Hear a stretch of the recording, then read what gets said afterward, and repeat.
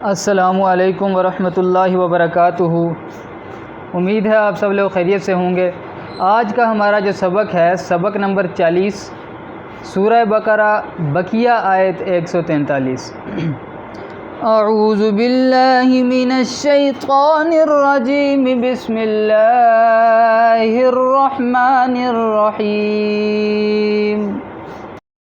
وما جعلنا القبلة التي كنت عليها إلا لنعلم من يتبع الرسول ممن ينقلب على عقبيه وإن كانت لكبيرة إلا على الذين هدى الله وما كان الله ليضيع إيمانكم إن الله بالناس لرؤوف رحيم۔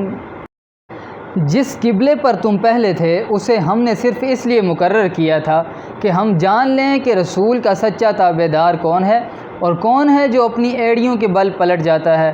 گو یہ کام مشکل ہے، مگر جنہیں اللہ نے ہدایت دی ہے ان پر کوئی مشکل نہیں۔ اللہ تعالیٰ تمہارے ایمان ضائع نہیں کرے گا۔ اللہ تعالیٰ لوگوں کے ساتھ شفقت اور مہربانی کرنے والا ہے۔ خلاصہ تفسیر اس آیت کا یہ ہے کہ اور اصل میں تو ہم نے شریعت محمدیہ کے لیے ہم نے کعبہ ہی قبلہ تجویز کر رکھا تھا، اور جس سمت قبلہ پر آپ چند روز قائم رہ چکے ہیں یعنی بیت المقدس، وہ تو محض اس مصلحت کے لیے تھا کہ ہم کو ظاہری طور پر بھی معلوم ہو جائے کہ اس کے مقرر ہونے سے یا بدلنے سے یہود اور غیر یہود میں سے کون تو رسول اللہ صلی اللہ علیہ وسلم کا اتباع اختیار کرتا ہے اور کون پیچھے کو ہٹ جاتا ہے اور نفرت اور مخالفت کرتا ہے۔ اس امتحان کے لیے اس عارضی قبلے کو مقرر کیا تھا، پھر اصلی قبلے سے اس کو منسوخ کر دیا، اور یہ قبلے کا بدلنا منحرف لوگوں پر بڑا ثقیل ہوا۔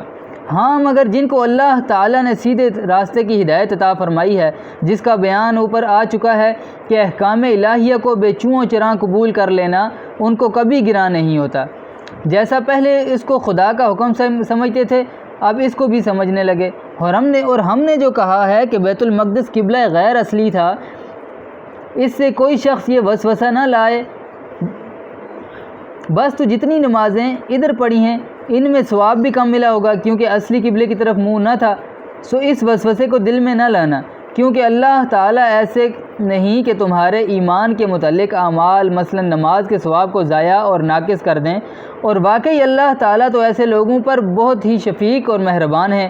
تو ایسے شفیق مہربان پر یہ گمان کب ہو سکتا ہے؟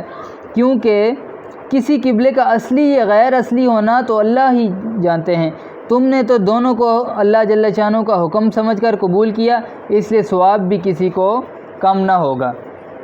معارف و مسائل۔ کعبے کے قبلہ نماز ہونے کی ابتدا کب ہوئی؟ اس میں صحابہ و تابعین کا اختلاف ہے۔ ہجرت سے پہلے مکہ مکرمہ میں جب نماز فرض ہوئی اس وقت قبلہ بیت اللہ تھا یا بیت المقدس؟ حضرت عبداللہ بن عباس رضی اللہ تعالیٰ عنہ کا قول یہ ہے کہ اول ہی سے قبلہ بیت المقدس تھا، جو ہجرت کے بعد بھی 16-17 مہینے تک باقی رہا۔ اس کے بعد بیت اللہ کو قبلہ بنانے کے احکام نازل ہو گئے۔ البتہ رسول اللہ صلی اللہ علیہ وسلم کا عمل مکہ مکرمہ میں یہ رہا کہ آپ صلی اللہ علیہ وسلم حجر اسود اور رکن یمانی کے درمیان نماز پڑھتے تھے تاکہ بیت اللہ بھی سامنے رہے اور بیت المقدس کا بھی استقبال ہو جائے۔ مدینہ منورہ پہنچنے کے بعد یہ ممکن نہ رہا، اس لیے تحویل قبلہ کا اشتیاق پیدا ہوا۔ اور دوسرے حضرات نے فرمایا کہ جب نماز فرض ہوئی مکہ مکرمہ میں تو مسلمانوں کا ابتدائی قبلہ بیت اللہ ہی تھا، کیونکہ حضرت ابراہیم اور اسماعیل علیہم السلام کا قبلہ بھی بیت اللہ ہی رہا تھا، اور حضرت صلی اللہ علیہ وسلم جب تک مکہ مکرمہ میں مقیم رہے بیت اللہ ہی کی طرف نماز پڑھتے رہے۔ پھر ہجرت کے بعد آپ صلی اللہ علیہ وسلم کا قبلہ بیت المقدس قرار دے دیا گیا، اور مدینہ منورہ میں 16-17 مہینے آپ صلی اللہ علیہ وسلم نے بیت المقدس کی طرف نماز پڑھی۔ اس کے بعد پھر آپ صلی اللہ علیہ وسلم کا جو پہلا قبلہ تھا یعنی بیت اللہ، اسی کی طرف نماز میں توجہ کرنے کا حکم آ گیا۔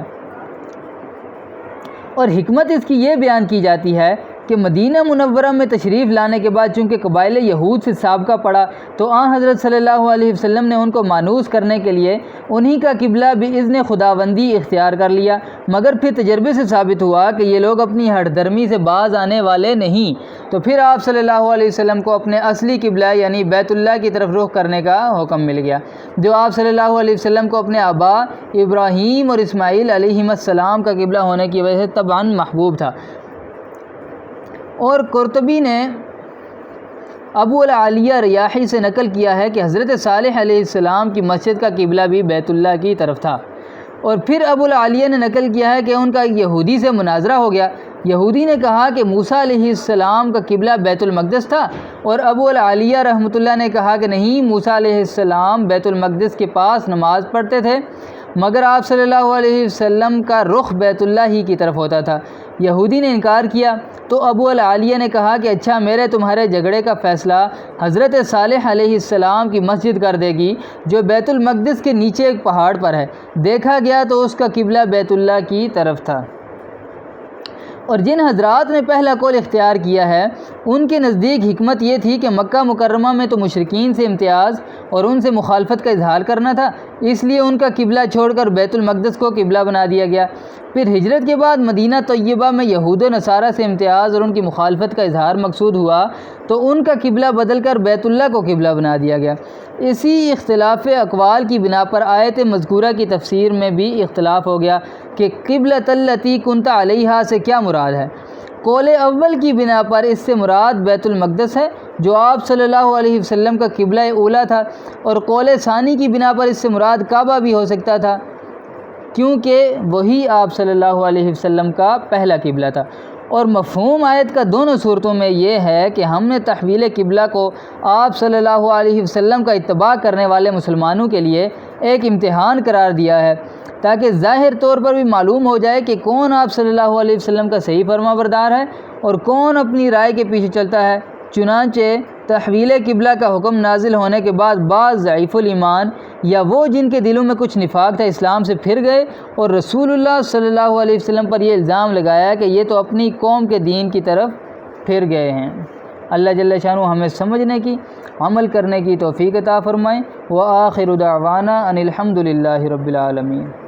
تلاوت کلام مجید اور ترجمہ و تفسیر، معارف و مسائل کے روزانہ کے اسباق میں شامل ہونے کے لیے چینل کو سبسکرائب کریں اور بیل آئیکن کو پریس کریں تاکہ آپ کے روزانہ کے سبق کا نوٹیفیکیشن آپ کو بر وقت مل سکے۔